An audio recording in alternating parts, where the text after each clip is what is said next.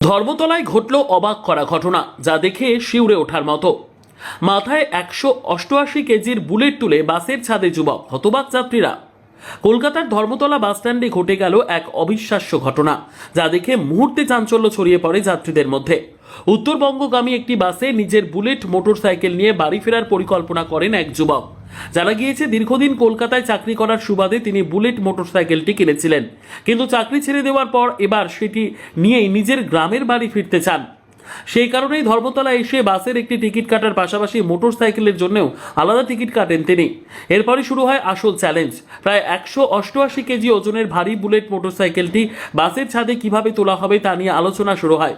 সেখানে কোনো ক্রেন বা আধুনিক যন্ত্র না থাকায় সকলেই কিছুটা দুশ্চিন্তায় পড়ে যান। ঠিক সেই সময় এগিয়ে আসেন এক যুবক, যিনি মূলত বাসের ছাদে মালপত্র তোলার কাজ করেন।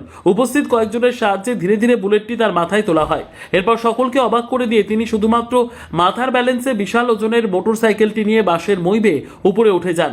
এই দৃশ্য দেখে হতবাক হয়ে পড়েন যাত্রীরা। অনেকেই তাকে বাস্তবের বাহুবলী নামে অভিহিত করেন। কারো সাহায্য ছাড়াই মাথার উপর ভারসাম্য রেখে এত ভারী মোটরসাইকেল বাসের ছাদে তুলে দেওয়ার ঘটনা মুহূর্তে চর্চার বিষয় হয়ে ওঠে। ঘটনাস্থলে উপস্থিত বহু মানুষ বলেন, পরিবারের দায়িত্ব জীবিকার তাগিদে বহু শ্রমিক প্রতিদিনই নিজেদের জীবনকে ঝুঁকির মুখে ফেলে কঠিন কাজ করে চলেছেন। সেই বাস্তব ছবি যেন আবার সামনে তুলে ধরলেন এই যুবক। সোশ্যাল মিডিয়াতেও ঘটনাটি নিয়ে ব্যাপক আলোচনা শুরু হয়েছে। অনেকেই ওই যুবকের সাহস ও শারীরিক সক্ষমতার প্রশংসা। শেখ রতনের রিপোর্ট, পিবি নিউজ।